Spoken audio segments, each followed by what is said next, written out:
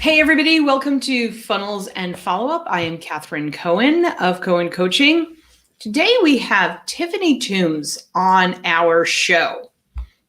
And we're going to talk about mindset, the baggage that you got going on over here, and how that's going to screw with your business. So you may know Tiffany as the international speaker and leading expert on rewiring the unconscious mind for success and tapping into your personal potential, because that becomes your business potential. Because for over 20 years, Tiffany has educated and transformed the lives of thousands of people across the world. She is an author and the author of Stop Being a Selfish Biatch, a comprehensive guide to living your best life through radical self-love. And it's a top-rated self-help book. Tiffany's clients and course participants experience undeniable results, showcasing over and over and over again that our unconscious mind can be our most powerful asset. On the flip side, it can be our biggest pain in the tuchus, but it's our most powerful asset when we truly understand how to make it work for us. So, Tiffany, welcome to the show. Thanks so much for having me, Catherine. I'm excited to be here. Yeah, after a little bit of technical difficulty, it happens. We're doing good. All right. So tell me a little bit about your business. Tell my audience a little bit about your business and how it is that you help people get past this in order to move forward in their business. Absolutely. So my personal belief is that we all have God-given, universe-given, whatever it is that you believe in, creator-given talent, message, gift that we're meant to share with this world. And that we can make somebody's life, whether it's one person or millions of people or any number in between, that we are meant to inspire change when we step into sharing that message, that gift with the world. And yet, as you said, our unconscious mind gets in the way and stops us from doing that. And so what a lot of people don't realize is as adults, 95% of the belief systems they have were planted in their mind between the ages of 0 and 7. So what I specialize in doing is helping entrepreneurs go in, weed that garden of the mind, get rid of all of those weeds, all of the not good enough, the limiting beliefs, the things that ultimately lead to self-sabotage, perfectionism, people pleasing, not charging your worth, all the ways that you can be stuck so that you can step into your power, potential, and purpose. All right. I want to go back to something because I know many of my listeners have heard it. I know I have heard it. And that is that 95% of your of your beliefs were implanted in your subconscious mind between 0 and 7. Yes. So now in our subconscious mind, we've got beliefs like, that, okay, I'm not good enough. And that could be a belief that parents or siblings or something put into your mind. But how does that then manifest into don't charge more than the other coaches for your services, or don't outshine the other, whatever photographers, or don't talk about your awards that you won in your business. Don't put that at the forefront of your webpage. I mean, when most of us were 7, I'm not entirely sure that websites were even around. I know when I was 7, between 0 and 7, we were just barely getting a rocket to the moon. So how does that translate? I'm fascinated. Yeah. So firstly, it's important to know that between the ages of 0 and 7, there's a couple key things. Firstly, we're very self-referential, which means that everything that happens in our environment, we blame ourselves. So if you have parents who get a divorce between 0 and 7, when their kids are between 0 and 7, their kids are more likely to blame themselves and think that it was something that they did that caused it. Okay. The other thing is that we believe our parents would never lie, and we need to make sure that our world is okay. All right. What you need to know about the unconscious mind or the subconscious mind is that it has zero capacity for logic and reason. It is totally emotional, and it's very symbolic. So when I was between 0 and 7, my mom left my biological dad, and my biological dad, my mom met my stepdad, who was amazing. And then my biological dad met this woman who tortured me for they met at 3, and she tortured me for the next 7 years. Oh, gosh. And so during that phase, my biological dad also liked to play mind games. So he would give me pictures of him and my mom's wedding and say, go home and put it on the fridge. I'm 3. I don't know that that's wrong, right? So I do it. And my mom comes out and tells me, she didn't get mad at me, but she would tell me, we can't do this. This hurts dad's feelings, my stepdad. This hurts dad's feelings. Now, me and my stepdad are like thick as thieves. Like if you didn't know that I was not his blood, you would not know. Like people are like, you look so much like him. I'm like, I'm literally the spitting image of my mom. But we're so close that people think that. Hey, it's all good. Exactly. So what happens is that what that did for me was it implanted this thing of I have to protect everybody else's feelings first.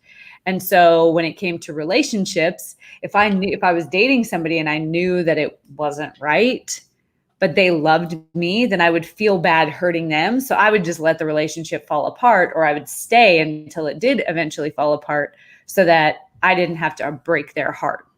Okay. Right.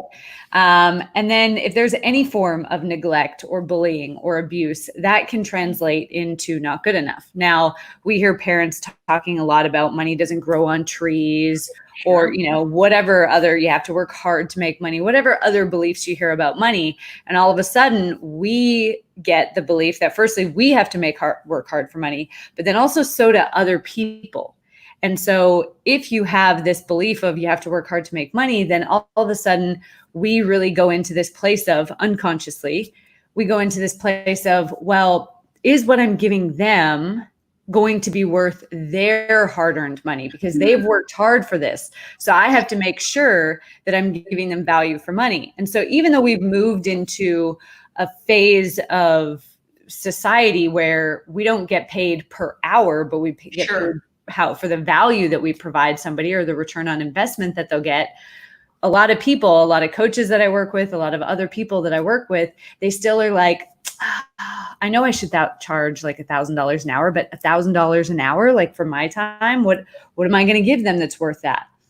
Right. And so it really starts to become a case of we have to unpack like, what is it that happened? Because there are so many little nuances. I'm trying to think of it, an experience. So I worked with one woman who was sexually abused by her grandpa and her uncle growing up. When she came to work with me, she was in her 60s and she had never had an orgasm because every time she was intimate with her husband, she had a panic attack. So all of a sudden she is, and that's just her normal. Once we cleared all of that out and she got over the panic and she had her first orgasm, she's like, now I know what all the fuss is about. Like, this is amazing. Right. And then in her career and in her business, she was like, I just feel stuck because she was still holding on to this stuff from the past. Right. So when people hold on to this stuff from back then, it's like they wake up every morning and they strap a 200-pound backpack to their back and then they go out and attempt to run a marathon. And halfway through the first mile, they're dying and they're like, I have no idea why I'm so tired. It's because this stuff is really heavy that we carry around. And it doesn't always have to be abuse. It can be, especially now, I mean, we didn't have participation trophies that came like after me, but my brothers started getting the participation trophies. So now all of a sudden it's, you can't outperform somebody else because now they're going to feel bad.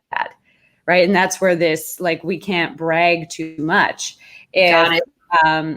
If I had that growing up in that I was a straight A student and I didn't have to try. My brothers were C students and they spent all their time on homework. And so it got to the point where my parents just stopped celebrating my achievements because it was kind of expected, but celebrated them, right? So I'd bring home a 98% and the joke would be, well, where was the other 2%? My brothers would pass and get taken out for like this huge dinner. So it was like, what? And so then that drove my perfectionism for a really long time because I was like, well, clearly I have to be better.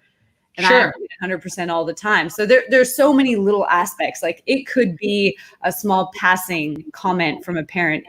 And it may not even be about you, right? Like as women, if we saw our moms and her friends talking negatively about their body, then we learn that that's what it means to be a woman. You can never be satisfied. If you have straight hair, you need to want curly hair. And if you have curly hair, you need to want straight hair. And you can never be satisfied with how your body looks. And so it doesn't even have to be a comment that's made to you. It can be observing parents' behavior. All right. So and so all this, as you clearly demonstrated, I mean, not only your personal life with that poor woman, but her professional life, everything is affected. So often we go, well, I got to separate my personal from my professional. It doesn't happen. The unconscious mind doesn't see those boundaries. That's a conscious mind thing. Right. Okay. So, how do those limiting beliefs, let's dive into, unpack a little bit more, very specifically, how do those limiting beliefs affect your business? So, I mean, it can affect, I'll give you a prime example. So my family, I grew up with a lot of money beliefs. And I grew up, and this was more into my teen years now, but I would see my dad have these incredible skills and this incredible work ethic. And he had a friend that would come over like every week and be like, just start a business with me. Just start a business. Just start a business. Yeah. My dad would be like, no, I need to, look after my family, and that's not safe. So then It was like, even though it was a conversation I was overhearing, it was like, running a business isn't safe. Running a business isn't safe. And I've had a side hustle since I was like 14 years old, but I could never move fully into owning my own business until I worked on all this stuff because it wasn't safe. So I always had to have a side hustle, or even when I started businesses, when I lived in Australia, I had to have business partners because I believed that I couldn't do it alone. Then when my dad finally did start a business, he started it right before the 2008, 2009 crash. And so he went from like having way too much work to nothing. And that kind of confirmed that fear of his, right? Sure, and so he went back to being the employee. Now, the other side of it was I heard a lot growing up about how, money is evil, and the people in my family, the aunts and uncles who had money, they were flashy and greedy and whatever. And so when I started making money, my fear was that I was going to lose the connection with my family. All of a sudden, I would be the greedy one. So I wouldn't charge what I was worth. I wouldn't see opportunities. There's a part of our mind called the reticular activating system, and it's kind of like the GPS in your phone, right? So if I have a belief system, it's going to set my filters in my mind like this. So there was a point in time where, and I thought a lot smaller back then, but I was making about $60,000 a year. And I was like, if I could just get to 80, I would be like making it rain. Like I will be rich in my mind. Yeah. Like just splashing cash everywhere. And so I was looking for an opportunity to make an extra 20 grand a year. And I found a whole bunch of things that wasted my time. And I found a whole bunch of ways to make money that could have made me money. But then as soon as I started making money, I would just stop putting in effort. And I think this is where MLMs get a really bad name, is multi-level. Yeah, multi-level marketing, network marketing, your Avons, your Mary Kay's, your nutrition products for our audience that might not recognize the terminology.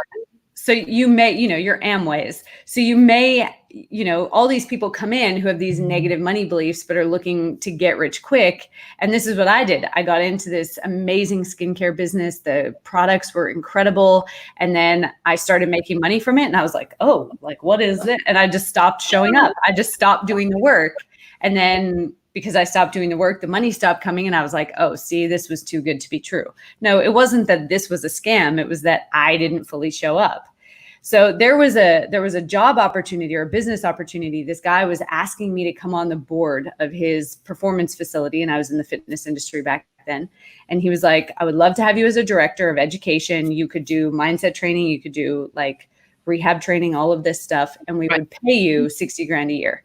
So it wasn't just going to give me the extra 20 grand. It was going to double my income. And he kept asking me, but my filters were set here. So I just didn't even see it as a viable opportunity until I did work on that belief system. Then when I started making money and it came time to delegate, I have my dad's voice ringing in my head of, well, I didn't raise you to be like this. And that came from like the first time my husband and I hired somebody to come and clean our house, because I was like, well, if I can just pay them to do it and I don't have to do it, then I can either make more sales in my business or I can go have fun, right? And my dad was like, well, I didn't raise you to hire help. And so then in my business, I kept hearing that same thing over and over. Well, I didn't raise you to hire somebody else to do the dirty work, to send the cold emails or to do the appointment setting or to do the funnels or whatever. And so these little comments, we never know how our unconscious mind is going to take them and make them a blanket statement. Because just because they're talking about money doesn't mean that the unconscious mind will only apply those beliefs to money. It could apply it to relationships. It could apply it to anything. If you have people-pleasing tendencies, let's say you watched your mom not ever set boundaries, your mom put everybody else first, then you may believe that that's what you have to do as a leader or as whatever, as a woman, whatever. And so when it comes time to ask people for the sale or ask your team to do their job, right, or discipline somebody, you might not be able to because now you're looking after their feelings first. So there's so many ways that this can show up in business. I typically see it around charging your worth and delegating. Yeah, charging your worth seems like that's an obvious one, or I don't charge what I'm worth. I mean, every one of us has said it. Every one of us has heard it. Every one of us, whatever.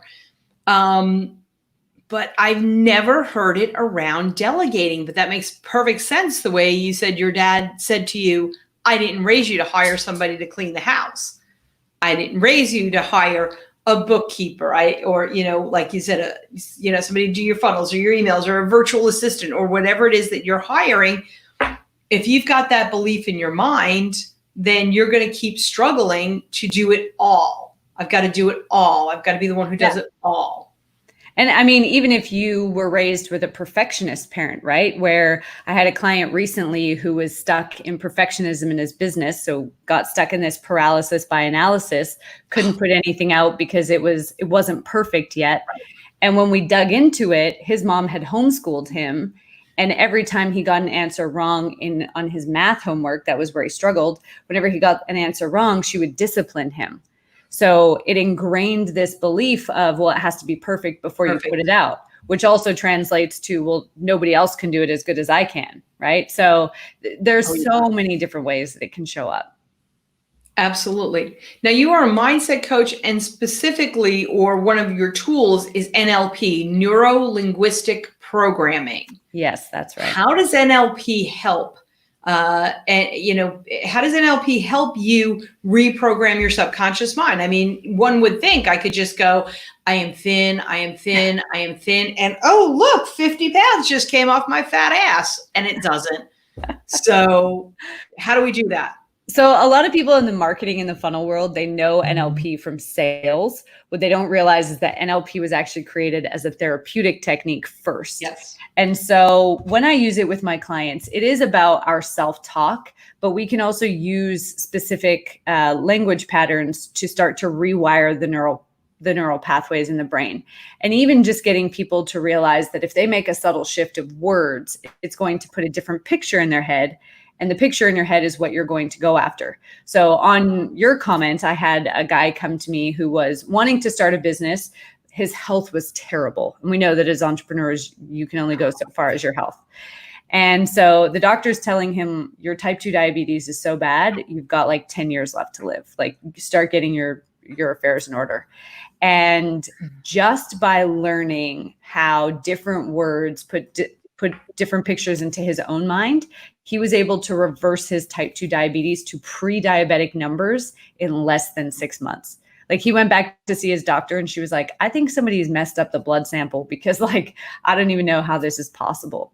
And so, I mean, we know it when it comes to marketing, right? But we don't often use it with ourselves. And we communicate with ourselves more than we communicate with anybody else. Yeah.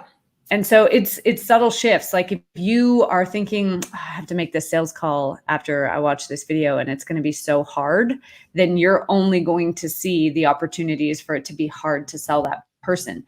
Your energy is going to show up in that way. You've killed your confidence before you've even gotten on the phone. Yep. If you switch it to not easy, consciously you're saying the same thing. Unconsciously, what you're embedding is that it's going to be easy because the unconscious mind is unable to process the not.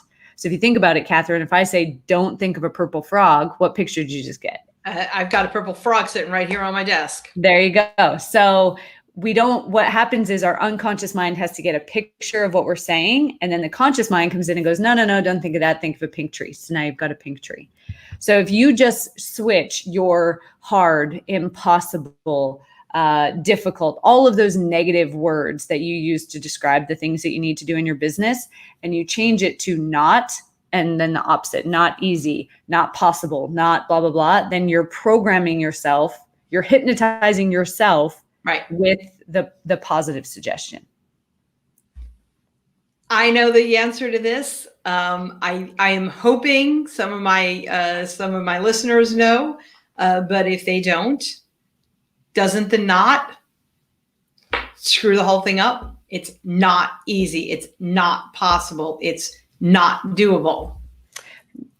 So consciously you would think that, right? Consciously you're telling yourself the same thing as hard, not easy. Right. Unconsciously, because we don't cross out the not, language is like an equation. So I always picture it in my head, and then we cross out the word not, because it's the unconscious mind that drives behavior. Like if your conscious mind and your unconscious mind were on a road trip, the conscious mind is the annoying passenger seat driver, but the unconscious mind is behind the wheel. It's the one that's in control. So it doesn't matter what the conscious mind thinks. It's ultimately the unconscious mind that's going to drive. So it's how the unconscious mind perceives the language, not how logical sense it makes. Okay.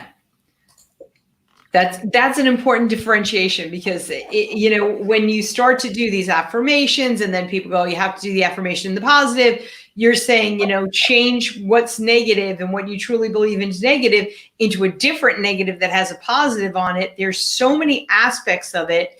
And I just put up your website, bluelotusmind.com. I noticed that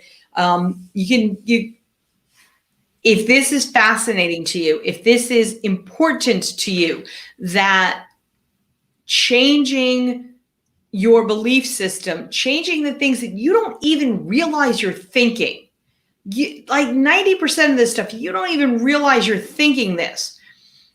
Changing it is going to change your whole life. And if you want to explore that, there's Tiffany's website, and I know I've got another banner that'll come up in a minute about a Facebook group that you do. But how can people change their negative money beliefs? So I want to get more sales in my business. I want to get you just talked a little bit about that with rather than saying it's hard, it's not easy, because the not gets canceled out in our subconscious mind. The subconscious mind doesn't know that. The subconscious mind thinks in the present tense. I know that. So what else can we do? Yeah, I've got a couple really cool activities that people can do that like blow apart the belief system. So firstly, identify the belief system. So the most common belief systems are like, it's hard to come by, right? I have to work hard for it. It's greedy. It's evil. I can't hold on to it. Nobody will like me if I have it, blah, blah, blah. Money is just energy, right? Everything is just energy. So if money was a person, let's say I was talking to you, Catherine, as money as a person, right? And I was like, it's really hard to be friends with you, Catherine. And like, if I'm friends with you, that makes me evil and it makes me greedy and nobody will like me if I'm friends with you. Would you want to be friends with me? Probably not. You'd be like, get out of here, right? Yeah. And so I'd be putting down, 3 fingers and leaving one up. I'm just saying. I like it. So when we have to realize that money is just energy and it goes where it's attracted, it doesn't go where it's needed. And so if you're constantly talking negative about it, you're actually blocking it from coming to you to begin with. The second thing that you need to see is how you receive on a normal basis. So most people, if I was to see them out on the street and give them a compliment, like, oh, I really like your hair, women will be like, oh yeah, I washed it today. Or if I'm like, oh, I really like your shirt, people are like, oh, it was $5, right? And they'll find a way to like downplay the compliment. Or, hey, you know what? We're catching up for coffee at Starbucks. Let me buy you a ridiculously expensive coffee. I got you. Then then what happens is people are like, no, let me get it. Or I got lunch, or let me do something, right? And so what happens is we're programming our unconscious mind when we don't receive small gifts and compliments that it's not safe to receive. Which means if it's not safe to receive a $5 coffee or a $10 coffee or a compliment, then it's definitely not safe to receive thousands, hundreds of thousands, millions of dollars in your business, the love of your life, any of those things. So start receiving. When somebody gives you something, just say thank you. And I've had a couple clients say, well, people are going to think I'm so selfish, or people are going to think I'm rude if I just say thank you. Literally nobody's going to think that, because here's the thing. Psychology behind giving is that we give to somebody else because it makes us feel good. Right? So if somebody doesn't receive, then you're taking away their opportunity to feel good about being able to do something nice for you. So just say thank you. Yeah. Just say thank you. And a lot of times it's, put yourself in the other person's position. Tiffany, that's a great shirt that you're wearing today. And if you this old thing, or no, it's not my favorite. And I'm like, I'm trying to be nice. What the hell? Or I want to do this for you. I want to, move forward with this. And now you're blocking me. You're blocking me from being able to do good. Mm-hmm. And that hurts me. So everybody out there, just understand that, you think you're being modest, you think you're being humble, and you're not. And as Tiffany just said, you're also blocking your good. So you're kind of hurting the other person, but you're hurting yourself as well. It's something as simple as that. It all goes back to what's going on over here. What are you thinking? Yeah. And for those that know about the law of attraction, what you're programming energetically into the world is that you don't want to receive either. So money is not going to come to you if you keep blocking other things. Yeah. It'll go to the person who's happily receiving it, me. So that's number 2. There's actually 4. Number 3 is to make a list of what your relationship with money currently looks like. Like if money was a person, if it was your significant other, what would that relationship look like? This was a game changer for me when I first did it, because I was like, it's not faithful. I don't trust that it's ever going to come when I need it. I don't trust that it's got my back and that it'll be there. It's out flaunting itself with other people. That doesn't make me feel good. So make a list of what if it was a person, what would that relationship, that intimate relationship look like? And then what would you like it to look like instead? What are the qualities that you want? Most people spend so long focused on what they don't want that they don't actually know what they do want. I was a personal trainer forever, and people would come in and I'd be like, so what are your goals? To not be fat. Oh, okay. Well, you've literally just put a picture in your head of you being fat. So you've told your body to stay that way. Right. And so you're going to hold on to that. So make a list of where it's currently at. That'll give you some ideas of what needs to change. And then what do you want instead? Specifically, what do you want? And be careful around your language here. Don't say, well, I don't want debt, because your focus is still on debt. What is it that you want? Yeah. And be specific. Financial freedom, you can't get a picture of that. So I want $10 million in the bank. I want my business to be making $100,000 a month, whatever it is. Put that specifically into what you want that relationship to look like. And then number 4 is to become the person that money is attracted to. So let's say you have a goal of being a 6-figure coach or a 7-figure coach. What are the personality attributes of that person? Because we have to become that person before money will come to us. If you think about Michael Jordan, he didn't wait until he was one of the best basketball players in the world to train like he was the best. A gold medal athlete in the Olympics has been training for years, even decades, to be a gold medal athlete before they get that medal around their neck. So Same thing for you. What are the behaviors? What are the traits? And there are so many 7, 8, 9-figure earners who share what their morning routine is, what their night routine is, what their day looks like, so that you can hack their success. Start adopting their traits and their habits so that you become the person that money is attracted to. Right. You don't, it's like anything else. If you're mean and nasty, and you're wondering why you don't have friends, It's because you're mean and nasty. Mm-hmm. If you run a lousy business and you're wondering why you don't have any clients, it's because you run a lousy business.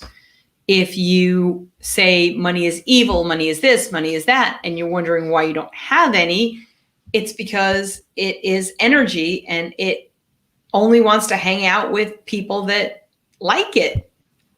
So start to remove some of that crap, if you will. Mm-hmm. So, you've got a clarity call. I'm gonna copy this and paste this and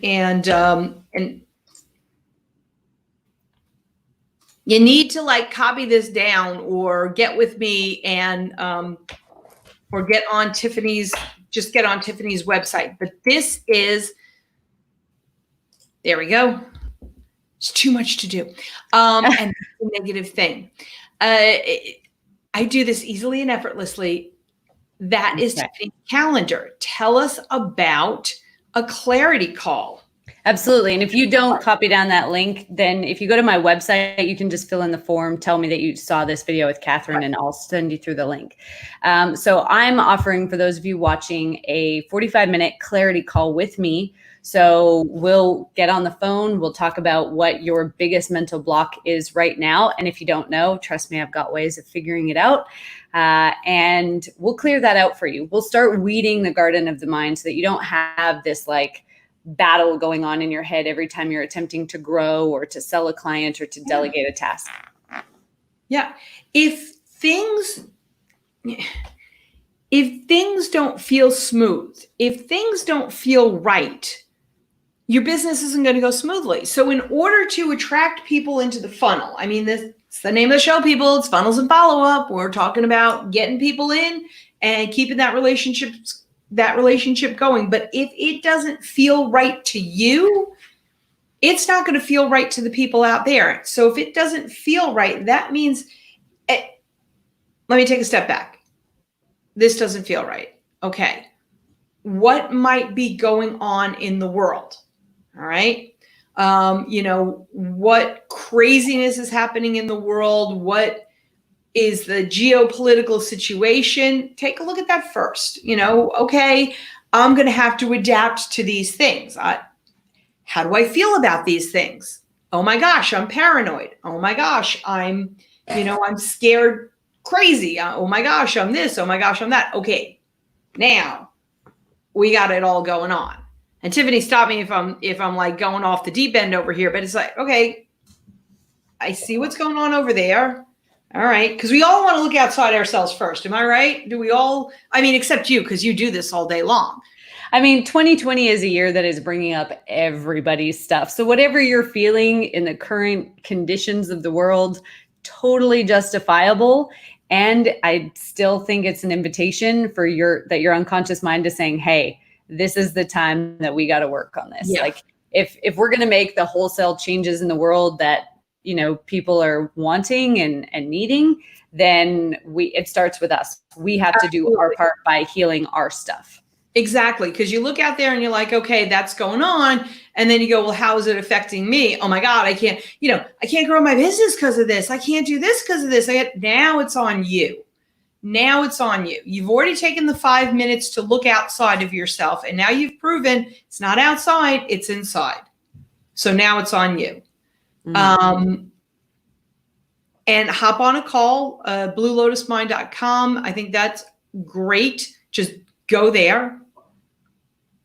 Get on Tiffany's schedule. And there's one more tell us about that. So my husband and I run a Facebook group, Success Secrets for Purpose-Driven Entrepreneurs. And we do daily training about scaling your business, about mindset for business, about becoming a better leader, becoming a better salesperson, leaving all of that stuff behind in the past. So we have an incredible community of purpose-driven entrepreneurs. We love to have people come into the community and share their value and share their expertise, so that it is actually a community and not the Tiffany and Sid show.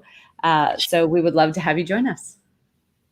And that's on Facebook, but it's real easy. SuccessSecretsGroup.com is the easiest possible way that you can get there. get into the group. How much is it to be in the group? Free. Yeah. Got nothing to lose. And we have gifts for you. So, and they have gifts for you. So it's free.